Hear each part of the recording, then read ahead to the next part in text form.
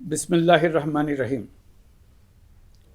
প্রিয় দেশবাসী, শিশু, কিশোর কিশোরী, তরুণ তরুণী, ছাত্রছাত্রী, বয়স্ক, বৃদ্ধ, নারী পুরুষ সবাইকে আমার সালাম জানাচ্ছি।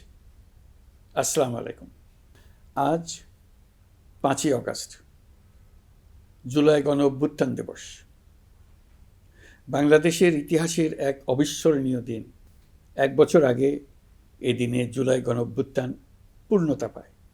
দীর্ঘদিনের ফ্যাসিবাদী শাসন থেকে মুক্ত হয় প্রিয় স্বদেশ। গত বছরের জুনে আদালতের একটি রায়ে সরকারি চাকরিতে কোটা পুনর্বহাল হলে দেশের তরুণ শিক্ষার্থী সমাজ বিক্ষুব্ধ হয়ে ওঠে। তাদের এই ক্ষোভ দাবানলে পরিণত হয় স্বৈরাচারের তুচ্ছ-তাচ্ছিল্যে, দমন পীড়নে, নির্বিচারে গুলিবর্ষণ, নির্মম হত্যাযজ্ঞের কারণে। স্বৈরাচারী শাসকের নির্দেশে পরিচালিত হত্যাযজ্ঞের সামনে নির্ভীক চিত্তে দাঁড়িয়েছিল এদেশের ছাত্র, শ্রমিক, জনতা। তাদের সম্মুখভাগে ছিলেন আমাদের অদম্য নারীরা। দেশকে স্বৈরাচার মুক্ত করতে অকাতরে জীবন উৎসর্গ করেছেন তাঁরা। আজকের দিনে আমি জাতির সূর্য সন্তান জুলাই শহীদদের গভীর শ্রদ্ধার সঙ্গে স্মরণ করছি। জুলাইয়ে যারা আহত হয়েছেন, চিরতরে পঙ্গু হয়েছেন, দৃষ্টি হারিয়েছেন, জাতির পক্ষ থেকে আমি তাদের প্রতি শ্রদ্ধা ও কৃতজ্ঞতা জানাচ্ছি। প্রিয় দেশবাসী, গত 1 বছরে আমরা অনেক সংকট ও সম্ভাবনার মধ্য দিয়ে পার করেছি। অনেক ঘটনা, দুর্ঘটনা আমাদের গভীরভাবে বেদনাহত করেছে। সর্বশেষ মাইলস্টোন কলেজে বিমান বিধ্বস্ত হয়ে ঝরে গেছে আমাদের কোমলমতি শিশুসহ বেশ কিছু মানুষের প্রাণ। আগুনে পুড়ে আহত হয়েছেন অনেকেই। এই ঘটনা আমাদের সবাইকে শোকস্তব্ধ করে দিয়েছে। এই দুর্ঘটনায় নিহতদের আত্মার শান্তি কামনা করছি। যারা এখনো হাসপাতালে চিকিৎসাধীন, তাদের দ্রুত আরোগ্য কামনা করছি। এই ভয়াবহ দুর্ঘটনার পর সিঙ্গাপুর, চীন, ভারতসহ কয়েকটি দেশের যে সকল চিকিৎসক এবং নার্স আহতদের সেবায় অক্লান্ত পরিশ্রম করেছেন, তাদের প্রতি কৃতজ্ঞতা জানাচ্ছি। যারা রক্ত দিয়ে আহতদের পাশে দাঁড়িয়েছেন, কৃতজ্ঞতা জানাচ্ছি তাদের প্রতিও। প্রিয় দেশবাসী, জুলাই অভ্যুত্থানের পর আমরা অনেক দূর পথ অতিক্রম করে এসেছি। আমাদের জাতীয় জীবনে শান্তি শৃঙ্খলা ফিরে এসছে, অর্থনীতিতে গতিশীলতা এসছে, সংকট দূর হয়েছে। মাত্র কয়েকদিন আগে যুক্তরাষ্ট্রের সঙ্গে আমরা সফলতার সঙ্গে শুল্ক আলোচনা সমাপ্ত করেছি। এর ফলে আমাদের অর্থনীতির সম্ভাবনা বহুগুণ বেড়ে গিয়েছে। যখন 1 বছর আগে আমাদের অন্তর্বর্তীকালীন সরকার 16 বছর ব্যাপী একটানা ধ্বংসযজ্ঞ এবং লুটপাটে বিধ্বস্ত এক অর্থনীতির দায়িত্ব নিয়েছিলাম, তখন কারোরই মনে হচ্ছিল না এই বিধ্বস্ত অর্থনীতিকে আবার সহজে চালু করা যাবে। মাত্র 1 বছরের মধ্যে আমরা এতদূর রাস্তা অতিক্রম করতে পারবো, এটা চিন্তাই করা যায়নি। অর্থনীতি ঘুরে দাঁড়িয়েছে, এখন দ্রুত গতিতে এগিয়ে যাবার পালা। আমরা এখন অন্তর্বর্তী সরকার থেকে একটি নির্বাচিত সরকারের হাতে রাষ্ট্র পরিচালনার দায়িত্ব তুলে দেওয়ার দিকে অগ্রসর হচ্ছি। আমরা দায়িত্ব গ্রহণের 4 মাসের মাথায় জাতির উদ্দেশ্যে দেওয়া ভাষণে আমি প্রতিশ্রুতি দিয়েছিলাম 2026 সালের জুনের মধ্যে দেশের আগামী জাতীয় সংসদ নির্বাচন আয়োজন করব। তবে নির্বাচনের আগে আমাদের অত্যাবশ্যকীয় কয়েকটি কাজ সম্পন্ন করতে হবে। এর মধ্যে অন্যতম হল জুলাই ঘোষণাপত্র ও জুলাই সনদ। আজ জুলাই গণ অভ্যুত্থান দিবসে সকল রাজনৈতিক দলকে সঙ্গে নিয়ে আমরা জাতির কাছে জুলাই ঘোষণাপত্র উপস্থাপন করেছি। এই ঘোষণাপত্রে মহান মুক্তিযুদ্ধ সহ বাংলাদেশের মানুষের অতীতের বিভিন্ন ঐতিহাসিক ও গণতান্ত্রিক সংগ্রাম থেকে শুরু করে জুলাই অভ্যুত্থানের প্রেক্ষাপট বর্ণনা করা হয়েছে। আমাদের 3টি দায়িত্ব ছিল: সংস্কার, বিচার ও নির্বাচন। জুলাই অভ্যুত্থানের ছাত্র, শ্রমিক, জনতা দেয়ালে দেয়ালে যে প্রত্যাশার কথা লিখে রেখেছিল, তার অন্যতম ফোকাস ছিল রাষ্ট্র ব্যবস্থার গণতান্ত্রিক সংস্কার। সেই লক্ষ্যে আমরা বেশ কয়েকটি সংস্কার কমিশন গঠন করেছিলাম। তাদের মধ্যে প্রধান প্রধান সংস্কার কমিশনগুলো যে সুপারিশ পেশ করেছে সেগুলোর মধ্যে স্বল্প সময়ের মধ্যে আশু বাস্তবায়নযোগ্য বহু সংস্কার আমরা ইতিমধ্যে সম্পন্ন করেছি।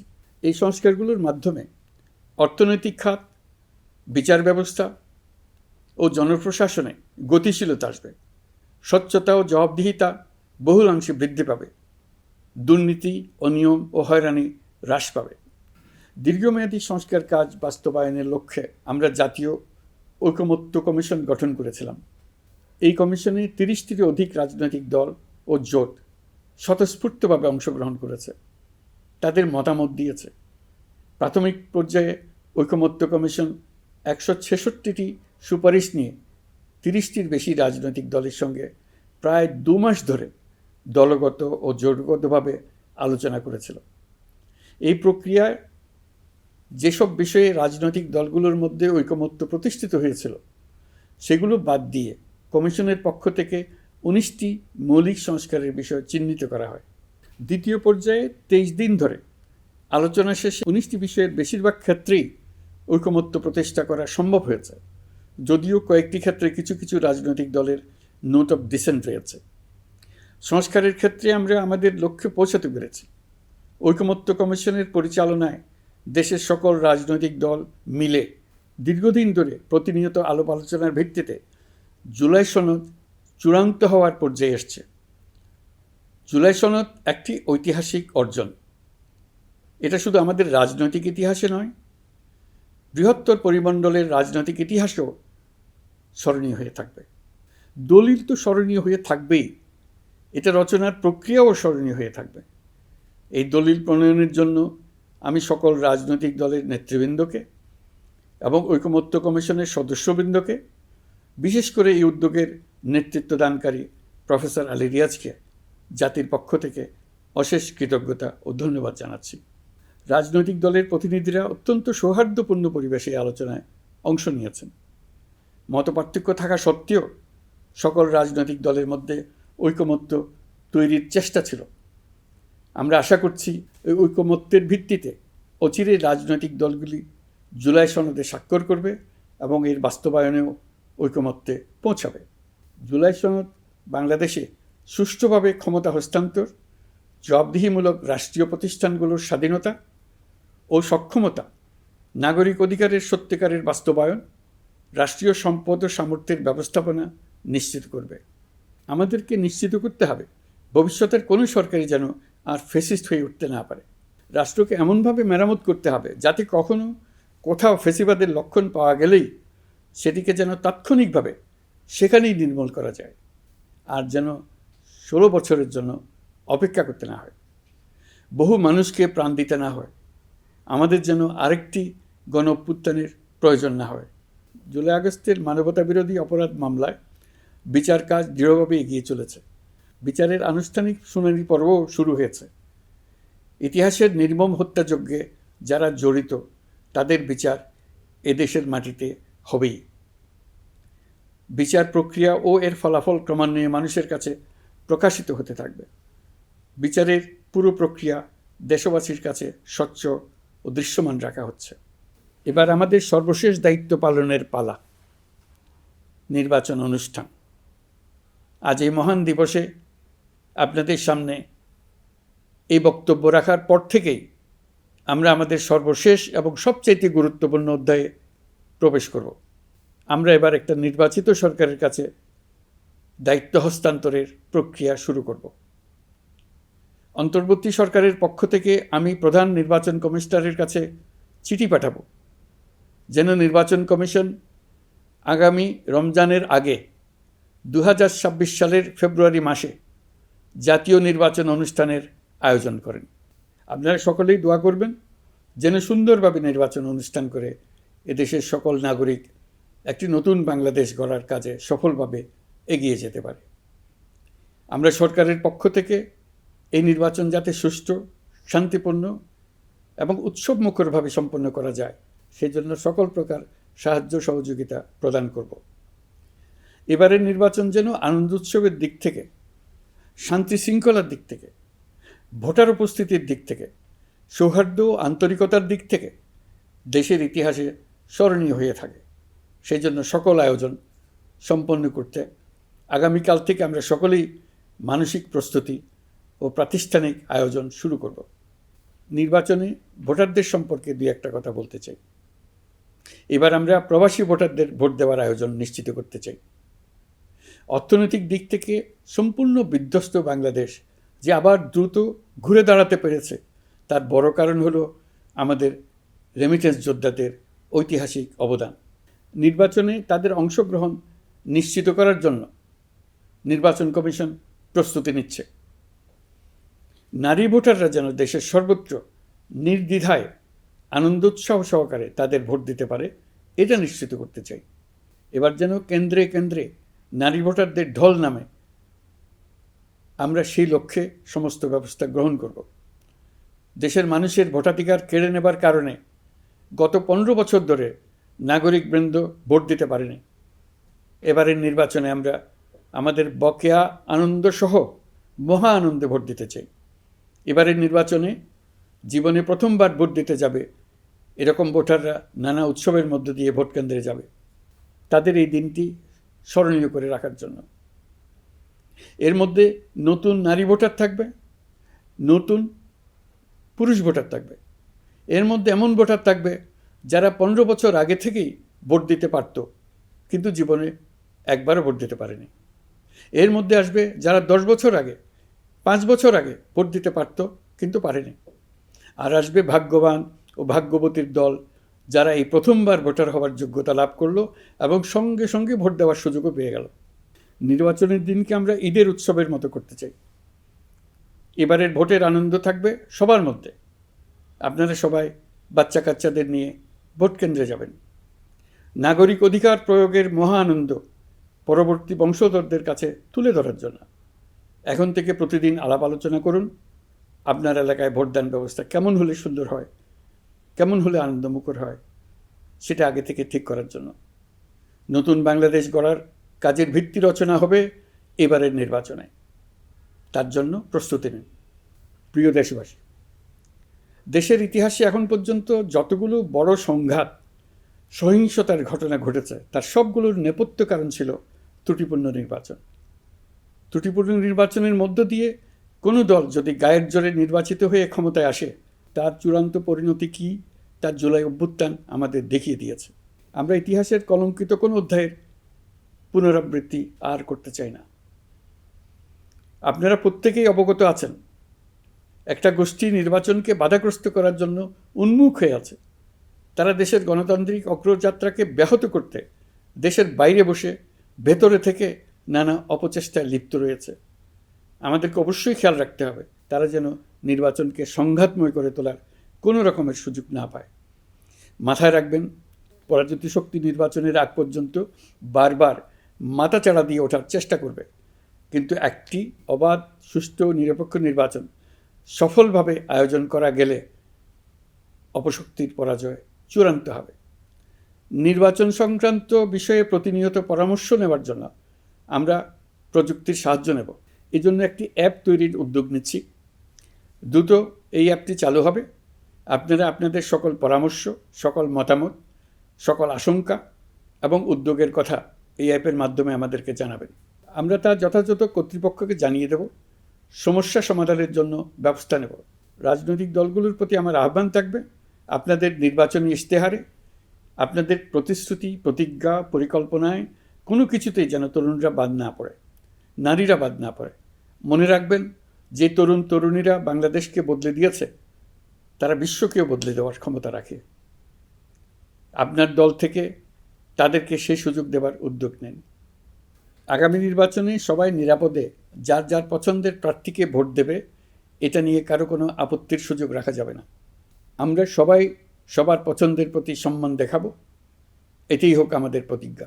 প্রিয় দেশবাসী, আপনারা জানেন, সরকার দায়িত্ব গ্রহণের পরপরই দেশের দক্ষিণ ও উত্তরাঞ্চলে যে ভয়াবহ বন্যা পরিস্থিতি তৈরি হয়েছিল, তা ফসল উৎপাদনে ব্যাপক ক্ষতি সাধন করেছে। এর ফলে নিত্য প্রয়োজনীয় পণ্যের মূল্যবৃদ্ধির আশঙ্কা হয়েছিল। তবে সংশ্লিষ্ট প্রতিষ্ঠান ও কর্তৃপক্ষের যথাযথ পদক্ষেপ, নজরদারি ও মধ্যস্বত্বভোগীদের দৌরাত্ম্য কমানোর ফলে এটি এড়ানো গেছে। বিশেষ করে এবছরের পবিত্র মাহে রমজান মাস থেকে শুরু করে এখন পর্যন্ত বাজার পরিস্থিতি স্থিতিশীল রয়েছে। মূল্যস্ফীতির নিয়ন্ত্রণ ছিল আমাদের জন্য সবচেয়ে বড় চ্যালেঞ্জ।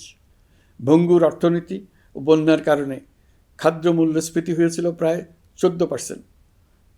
এখন সেটা অর্ধেকে নেমে এসছে।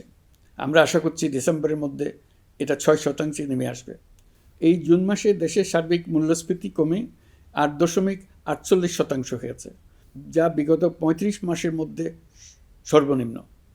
এই নিয়ে 4 মাস ধরে সার্বিক মূল্যস্ফীতি ক্রমান্বয়ে কমেছে। বর্তমান অন্তর্বর্তীকালীন সরকারের প্রতি প্রবাসীদের অসীম আস্থার ফলে মুদ্রাবাজারেও স্থিতিশীলতা ফিরে এসছে। গত অর্থবছরে ব্যাংকিং চ্যানেলে রেকর্ড $3033 কোটি প্রবাসী আয় দেশে এসছে। রপ্তানি আয়ে প্রায় 9% প্রবৃদ্ধি হয়েছে। এর ফলে টাকা শক্তিশালী হয়েছে। অনেক বছর পর ডলারের বিপরীতে টাকার মান বাড়ছে। গত 11 মাসে বৈদেশিক পাওনাদারদের পাওনা সুদ ও আসল বাবদ $4 বিলিয়ন অর্থাৎ $400 কোটি অর্থ পরিশোধ করা হয়েছে, যা এ যাবৎকালের সর্বোচ্চ। আগের বকেয়া আদায় পরিশোধের পরও বৈদেশিক মুদ্রার রিজার্ভ বাড়ছে। আগামীতে এই ধারা বজায় থাকবে বলে আমরা আশা করি। বিদেশি বিনিয়োগ বৃদ্ধিতে বিভিন্ন উদ্যোগ নেওয়ার ফলে এই বছরের প্রথম 3 মাসে বিদেশি বিনিয়োগ এসছে $10,500 কোটি। গত বছরের একই সময়ের তুলনায় এটা দ্বিগুণেরও বেশি। আর অক্টোবর থেকে হিসাব করলে 6 মাসে ফরেন ডাইরেক্ট ইনভেস্টমেন্ট এসছে $16,500 কোটি, যা গত সরকারের আমলের শেষ 6 মাসের তুলনায় দ্বিগুণ। কর্মসংস্থান সৃষ্টি অন্তর্বর্তীকালীন সরকারের অন্যতম বড় লক্ষ্য। সম্প্রতি হংকং ভিত্তিক শিল্পগোষ্ঠী হান্ডা বাংলাদেশের বস্ত্র ও তৈরি পোশাক খাতে $250 মিলিয়ন বিনিয়োগের প্রতিশ্রুতি নিয়ে এসছে, যা এ খাতে চীনা কোনো কোম্পানির একক সর্বোচ্চ বিনিয়োগ। তাদের এই বিনিয়োগের ফলে 25,000 লোকের কর্মসংস্থান হবে। আমরা দৃঢ়ভাবে বিশ্বাস করি হান্ডার এই বিনিয়োগ আরও চীনা কোম্পানিকে এদেশে বিনিয়োগের জন্য উৎসাহিত করবে। এর মাধ্যমে আমাদের তরুণ তরুণীদের কর্মসংস্থানের পথ খুলবে। গত 16 বছরে দেশ থেকে যে বিপুল পরিমাণ অর্থ পাচার হয়ে গিয়েছে, আমরা সেটা ফিরিয়ে আনার উদ্যোগ নিয়েছি। এই দীর্ঘ আইনি প্রক্রিয়ার জন্য সরকার নামকরা বিদেশি আইনি প্রতিষ্ঠানকে নিয়োগ দিয়েছে। যথাযথ আইনি পদক্ষেপের ফলে বিশ্বের বিভিন্ন দেশে ফেসিবাদী দুর্বৃত্তরা যে অর্থ সম্পদের পাহাড় গড়েছে তার কিছু কিছু ইতিমধ্যে জব্দ হয়েছে। এই কার্যক্রম সঠিকভাবে চালিয়ে যেতে পারলে অল্প সময়ের মধ্যে আরও কিছু ইতিবাচক ফলাফল পাওয়া যাবে বলে আমি বিশ্বাস করি। দেশের ভেঙে পড়া অর্থনীতিকে মজবুত করতে হলে আমাদের চিন্তায় মৌলিক পরিবর্তন আনতে হবে। আমি বরাবরই বলে এসেছি, এদেশের নদী ও বিশাল সমুদ্র আমাদের মূল্যবান সম্পদ। আমরা এই সম্পদকে কাজে লাগিয়ে সমান্তরালভাবে পানিভিত্তিক অর্থনীতি গড়ে তুলতে চাই। আমরা প্রায় ভুলে যাই যে বঙ্গোপসাগরের একটা অংশও আমাদের দেশ। এর পরিমাণ আমাদের মোট জমির পরিমাণের চাইতে বেশি।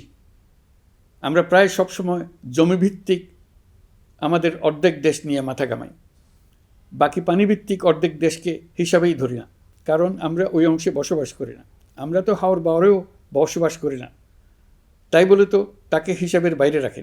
এখন থেকে আমাদের অংশের বঙ্গোপসাগরকে আমরা আমাদের দেশের মূল্যবান অংশ, এই কথা সবসময় মাথায় রেখে অগ্রসর হব। এই অংশের পানির উপর দিয়ে দেশ বিদেশের সঙ্গে আমরা বাণিজ্য করব, তার মাধ্যমে আমরা পুরো পৃথিবীকে আমাদের প্রতিবেশী বানাবো। এই পানির মধ্যে আছে অফুরন্ত সম্পদ, মৎস্য সম্পদ, যা প্রতি বছর ফসল দেয়। এই পানির নিচে আছে অফুরন্ত গ্যাস। এর সব কিছুকে নিয়েই প্রতিনিয়ত আমাদের চিন্তাভাবনাকে চালিত করতে হবে। বর্তমান সরকার চট্টগ্রাম বন্দর ব্যবস্থাপনাকে নতুন করে সাজানোর উদ্যোগ নিয়েছে। সরকার সম্প্রতি বাংলাদেশ নৌবাহিনী পরিচালিত ড্রাই ডক লিমিটেডকে নিউ মুরিং টার্মিনাল কন্টেইনার হ্যান্ডলিংয়ের দায়িত্ব দিয়েছে। তারা কাজ শুরু করা মাত্রই কিছু ইতিবাচক পরিবর্তন এসছে। প্রথম 2 সপ্তাহে দেখা গেছে আগের তুলনায় প্রতিদিন গড়ে 225টি বেশি কন্টেইনার হ্যান্ডলিং হচ্ছে। এই বন্দরকে আধুনিকভাবে গড়ে তোলা গেলে তা শুধু বাংলাদেশের অর্থনীতিতেই ভূমিকা রাখবে না, নেপাল, ভুটান সহ পার্শ্ববর্তী অঞ্চলের অর্থনীতিতে ইতিবাচক ভূমিকা রাখতে সক্ষম হবে। বিনিময়ে তারাও উপকৃত হবে, আমরাও উপকৃত হব। আমাদের উপকূল অঞ্চল অফুরন্ত সম্ভাবনার আধার। কুমিরা থেকে টেকনাফ পর্যন্ত নানা বন্দরের কর্মচাঞ্চল্যে সমগ্র উপকূল অঞ্চলকে দক্ষিণ এশিয়ার একটি গুরুত্বপূর্ণ অর্থনৈতিক প্রাণকেন্দ্র হিসেবে প্রতিষ্ঠা করবে। এই পুরো অঞ্চলে অনেকগুলো শিল্পাঞ্চল গড়ে উঠবে শুধু সমুদ্রের সান্নিধ্য এবং তার ব্যবহারের দক্ষতার কারণে। সমুদ্র উপকূলীয় অঞ্চলের সম্পদ ও পরিবেশের টেকসই ব্যবহার নিশ্চিত করতে আমাদের বন্ধু দেশগুলোর সঙ্গে আলোচনা শুরু করেছি। তারা উৎসাহ সহকারে সাড়া দিয়েছেন। গভীর সমুদ্রকে আমরা এখনও আমাদের কল্যাণে কাজে লাগাতে পারিনি। একে কেন্দ্র করে আমরা মাছ পালন, আহরণ ও প্রক্রিয়াজাতকরণের শিল্প গড়ে তুলতে কাজ শুরু করেছি। এতে করে লক্ষ লক্ষ মানুষের কর্মসংস্থান হবে, আমাদের অর্থনীতি নতুন শক্তিতে বলীয়ান হবে। প্রিয় দেশবাসী, প্রবাসী বাংলাদেশিদের জন্য ভিসা সংক্রান্ত জটিলতা দূর করতে আমরা গভীরভাবে কাজ করে যাচ্ছি। বাংলাদেশি নাগরিকদের জন্য আরব আমিরাত পুনরায় ভিসা চালু করেছে। মালয়েশিয়া কর্তৃপক্ষ বাংলাদেশি কর্মীদের জন্য প্রথমবারের মতো মাল্টিপল এন্ট্রি ভিসা চালু করেছে। অন্যান্য দেশের সঙ্গেও ভিসা জটিলতা কীভাবে কমিয়ে আনা যায় এ নিয়ে আমরা কাজ করে যাচ্ছি। আগামী 5 বছরে জাপানে অন্তত 1 লক্ষ বাংলাদেশি তরুণদের পাঠানোর প্রস্তুতি শুরু করেছে। তরুণদের সেখানে পাঠানোর জন্য বিশেষ প্রশিক্ষণ, অন্যান্য ব্যবস্থাও আমরা নিতে শুরু করেছি। এর পাশাপাশি আমরা ইতালি, দক্ষিণ কোরিয়া, সার্বিয়া সহ বিভিন্ন দেশে দক্ষ কর্মীদের পাঠানোর উদ্যোগ নিয়েছি। সৌদি আরব, জর্ডান, ওমান সহ বিভিন্ন দেশে নথিপত্রের কারণে যে প্রবাসীরা ইরেগুলার হয়ে গিয়েছিলেন তাদেরকে রেগুলারাইজ করার জন্য ব্যবস্থা নিয়েছে। আমরা বিভিন্ন দেশের সঙ্গে বিদ্যমান চুক্তিগুলোকে পর্যালোচনা করে দেখছি যাতে আমাদের প্রবাসী ভাই বোনদের জন্য সেগুলো স্বস্তিদায়ক হয়। দেশে এবং দেশের বাইরে বাংলাদেশের নাগরিকরা যে যেখানে অবস্থান করছে তারা যাতে সব ধরনের নাগরিক সুবিধা পান, আমরা সেই বিষয়ে উদ্যোগ নিয়েছি। চলতি বছর আমাদের নানা উদ্যোগের ফলে প্রায় 87,000 বাংলাদেশি সুষ্ঠুভাবে হজ পালন করতে পেরেছেন। হজের ব্যয়ও অন্যান্য বছরের তুলনায় আমরা কমিয়ে আনতে পেরেছি। হাজিরা যাতে নির্বিঘ্নে হজ সম্পন্ন করতে পারে সেজন্য লাব্বায়েক নামে অ্যাপ চালু করেছে, যার মাধ্যমে ঘরে বসেই হাজিদের আত্মীয় স্বজন, পরিবার পরিজন তাদের অবস্থান প্রতি মুহূর্তে জানতে পেরেছেন। এই বছর দক্ষিণ এশিয়ার অন্যান্য দেশগুলোতেও আমাদের হজ ব্যবস্থাপনা প্রশংসিত হয়েছে। আগামী বছরের হজ ব্যবস্থাপনা যেন আরও নির্বিঘ্নে সম্পন্ন করা যায় সেজন্য মন্ত্রণালয় এখন থেকেই প্রস্তুতি নিতে শুরু করেছে। প্রিয় দেশবাসী, জুলাই গণঅভ্যুত্থানে তরুণ শিক্ষার্থীদের পাশে ঢাল হয়ে দাঁড়িয়েছিলেন আমাদের বাবা মা ও শিক্ষকরা। আমাদের বাবা মায়েরা তাদের সন্তানকে বহু কষ্টে বড় করে বিশ্ববিদ্যালয়ে পাঠায়। লেখাপড়া শেষ করে অনেক ছাত্র অসুস্থ হয়ে বের হয়।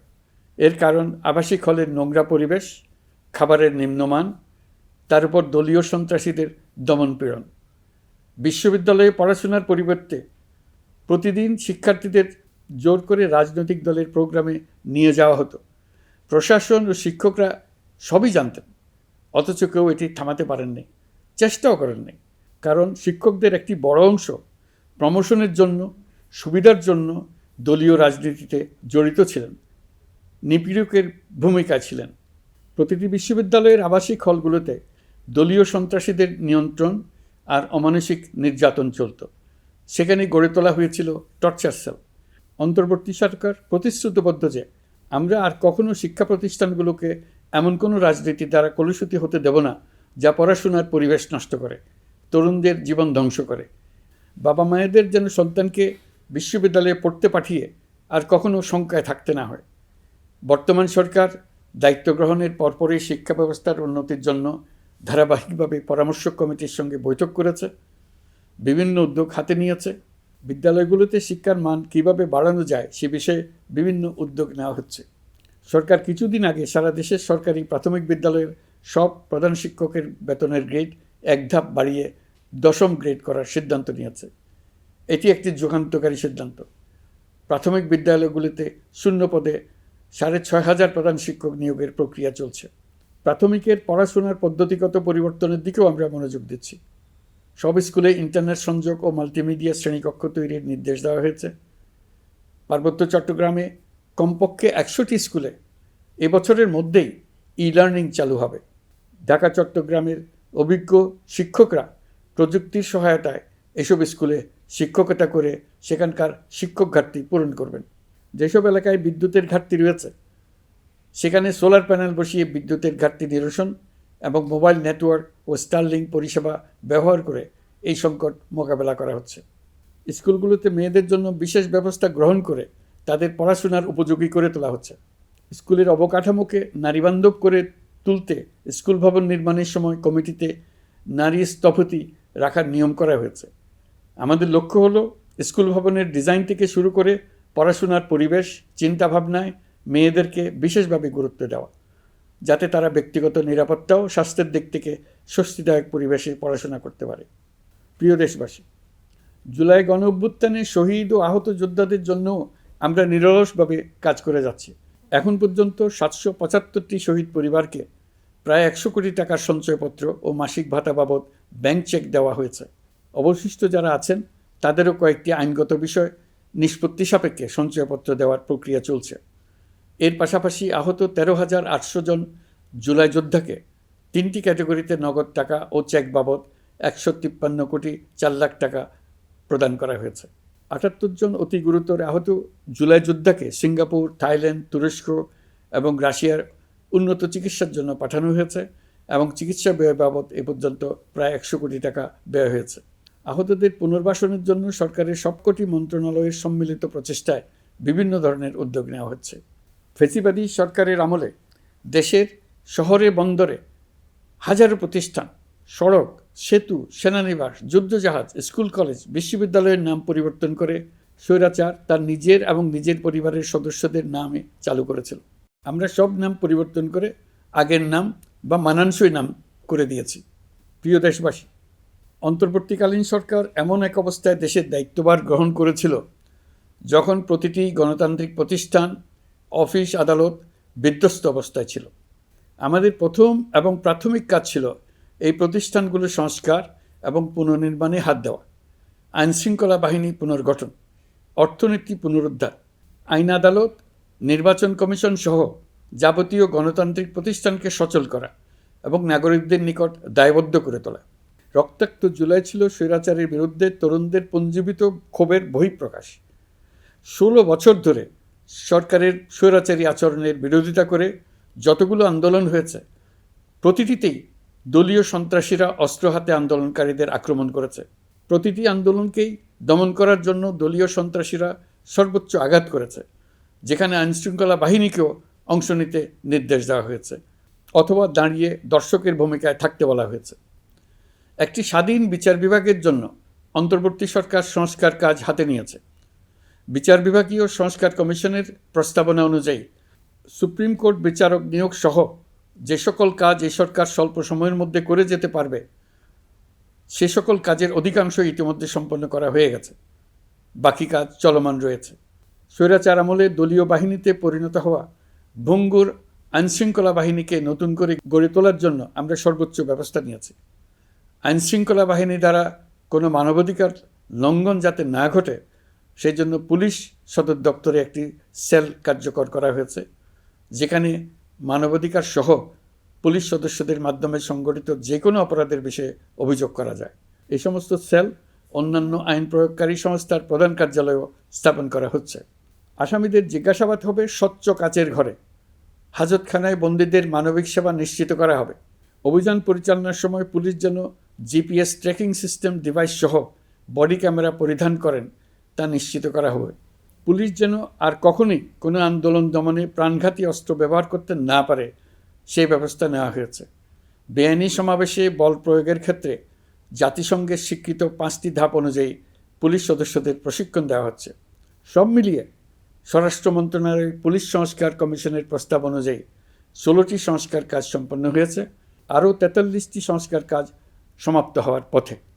দেওয়ানি আইন, নারী ও শিশু নির্যাতন দমন আইন সহ বিভিন্ন আইনগত সংস্কার সম্পন্ন হয়েছে।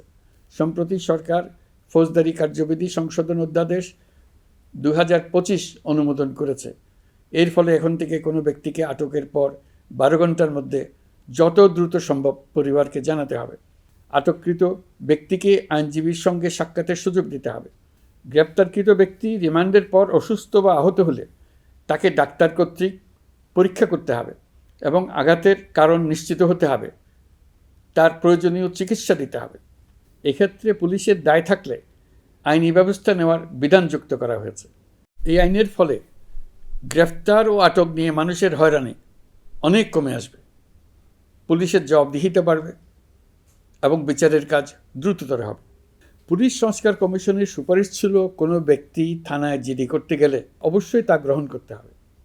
জিডি গ্রহণ করা ছাড়া থানা থেকে কোনো ব্যক্তিকে ফিরিয়ে দেওয়া যাবে না। এই সুপারিশের ভিত্তিতে সরকার সিদ্ধান্ত নিয়েছে দেশের সব থানায় অনলাইনে জিডি করা যাবে। এখন থানায় জিডি না নেওয়ার আর কোনো অভিযোগ থাকবে না। গণতান্ত্রিক চর্চার অন্যতম প্রধান শর্ত গণমাধ্যমের স্বাধীনতা। অতীত ইতিহাসের দিকে তাকালে দেখা যায় মুক্ত সাংবাদিকতার ক্ষেত্রে প্রথম এবং সবচেয়ে বড় বাধা হিসেবে কাজ করেছে সরকার। অন্তর্বর্তী সরকার এইসব বাধা অপসারণে বিভিন্ন উদ্যোগ নিয়েছে।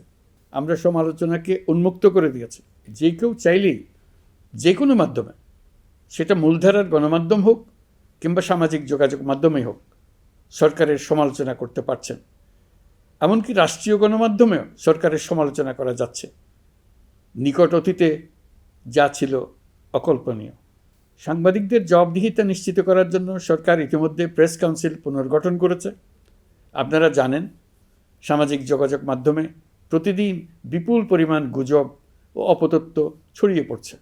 দেশকে অস্থিতিশীল করতে হাতিয়ারে পরিণত হয়েছে গুজব। অপতথ্য মোকাবেলা করার জন্য সাংবাদিকদের সক্ষমতা বাড়াতে বিভিন্ন ধরনের প্রশিক্ষণের ব্যবস্থা নেওয়া হচ্ছে।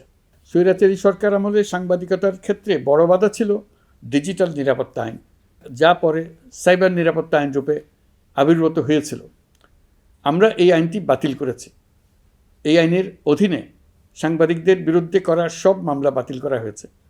সংবাদ মাধ্যমের স্বাধীনতা নিশ্চিতকরণে এটি একটি বড় অগ্রগতি। নতুন যে আইন প্রণীত হয়েছে তাতে আগের আইনের নিবর্তনমূলক 9টি ধারা বাদ দেওয়া হয়েছে। আগের আইনের আওতায় করা 95% মামলায় এসব ধারায়। আমরা বিশ্বাস করি নতুন আইন প্রণয়নের পর সাংবাদিকদের আইনি হয়রানি বন্ধ হবে। গত বছর মানুষের প্রতিবাদকে স্তব্ধ করে দিতে ফ্যাসিবাদী সরকার ইন্টারনেট বন্ধ করে দিয়েছিল, যাতে গোপনে তারা দমন নিপীড়ন হত্যাকাণ্ড চালাতে পারে। অন্তর্বর্তী সরকার সাইবার সুরক্ষা আইন সংশোধন করে নতুন অধ্যাদেশে প্রথমবারের মতো ইন্টারনেটকে মৌলিক অধিকার হিসেবে অন্তর্ভুক্ত করেছে। সম্প্রতি আন্তর্জাতিক bandwidth real time internet traffic পরিবহনে 4 টেরাবাইট সেকেন্ডের মাইলফলক অতিক্রম করেছে বাংলাদেশ সাবমেরিন কেবলস পিএলসি। বাংলাদেশে ইন্টারনেট সেবার মান ভালো করতে সরকারের পক্ষ থেকে সর্বোচ্চ উদ্যোগ নেওয়া হয়েছে। প্রিয় দেশবাসী, আপনাদের আহ্বানে একটি ঐতিহাসিক সন্ধিক্ষণে আমরা দায়িত্বভার গ্রহণ করেছিলাম। জুলাই অভ্যুত্থানের সৃষ্ট নতুন বাংলাদেশের যে অভূতপূর্ব সম্ভাবনা জাগ্রত হয়েছে, তাকে এগিয়ে নিতে আপনারা আমাদেরকে দায়িত্ব দিয়েছিলেন। গত 12 মাস ধরে আপনাদের সবাইকে সাথে নিয়ে জুলাইয়ের দাবি পূরণের চেষ্টা করে যাচ্ছি। আসুন আজ জুলাই গণ অভ্যুত্থান দিবসে প্রতিজ্ঞাবদ্ধ হয়ে এই জাতিকে আমরা আর কখনো বিভক্ত হতে দেব না। আমরা সকল নাগরিকের প্রতি মর্যাদাশীল থাকব, তিনি যেই পরিচয়েরই হন না কেন। আমরা দৈনন্দিন জীবনে নানা ঘাত প্রতিঘাতে সাময়িকভাবে যদি পথভ্রষ্ট হয়েও পড়ি, প্রতি বছর জুলাই আমাদেরকে নতুন করে ঐক্যবদ্ধ হতে শক্তি যোগাবে। জুলাই তরুণদের উসিলায় জাতির আত্ম আবিষ্কারের মাস, ভুলভ্রান্তি শুধরে নেবার মাস, গর্তে পড়ে যাওয়ার প্রবণতা থেকে নিজেদেরকে রক্ষা করার মাস। জুলাই গ্রামে গঞ্জে, সরকারি বেসরকারি স্কুল কলেজে, বিশ্ববিদ্যালয়ে, ফসলের মাঠে, ঘরে বাড়িতে কিশোর কিশোরী তরুণ তরুণীদের কাছ থেকে তাদের আকাঙ্ক্ষাগুলো জেনে নেওয়ার মাস। নির্বাচন আসছে। যদি আপনি আপনার নির্বাচনী এলাকা থেকে দূরে বসবাস করেন, তবে এখন থেকে নিয়মিত নির্বাচনী এলাকা পরিদর্শন করুন, যাতে সেরা ব্যক্তিকে নির্বাচিত করতে আপনি প্রস্তুত হতে পারেন। যাদের তাজা রক্তের বিনিময়ে আমরা আমাদের এই অতি মূল্যবান অধিকার ফিরে পেলাম, ভোটটা দেওয়ার আগ মুহূর্তে যেন তাদের চেহারা আমাদের চোখে ভেসে ওঠে। ফেব্রুয়ারি বেশি দূরে নয়। নির্বাচন নিয়ে প্রস্তুতি নিতে নিতেই ভোটের দিন এসে পড়বে। বহু বছর আমরা কেউ ভোট দিতে পারিনি। এবার আমরা সবাই ভোট দেব, কেউ বাদ যাবে না। সবাই যেন বলতে পারি, নতুন বাংলাদেশ গড়ার পথে দেশকে রওনা করার জন্য আমি আমার ভোটটা দিয়েছিলাম। আমার ভোটেই দেশটা সে পথে রওনা হতে পেরেছিল। জুলাই গণ অভ্যুত্থান দিবসে সকল নাগরিকের কাছে আমার আহ্বান, আসুন নতুন বাংলাদেশ গড়ার প্রথম বড় পরীক্ষায় সফলভাবে উত্তীর্ণ হই। মহান আল্লাহ আমাদের সহায় হন। আল্লাহ হাফেজ।